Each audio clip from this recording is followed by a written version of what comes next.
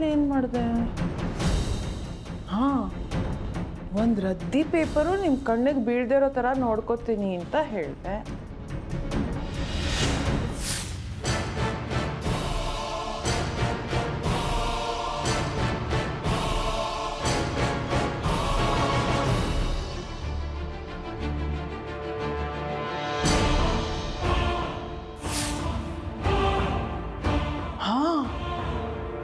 ರದ್ದಿ paper.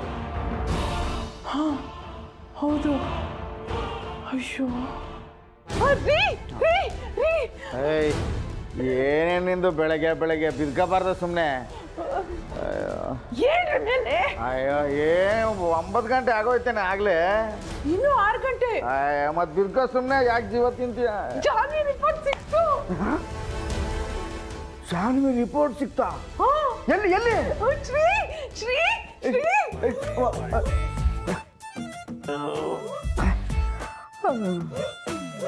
ಒಳ್ಳೆ ಲೂಸ್ಗಳ family ಸವಾಸ ಆಯ್ತಲ್ಲಪ್ಪ ಇದು. ಸರಿ ಶ್ರೀ ಶ್ರೀ ಶ್ರೀ ಶ್ರೀ ನಂಗೆ ರಿಪೋರ್ಟ್ ಎಲ್ಲಿದೆ ಅಂತ ಗೊತ್ತಾಯ್ತು. ಗೊತ್ತಾಯ್ತಾ?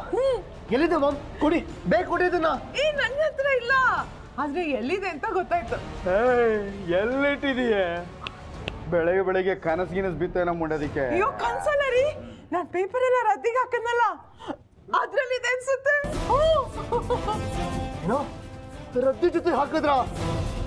ಅಯ್ಯೋ ಮಾಮ್, ಅದೇ ಸಿಗುತ್ತೆ ಇವಾಗ.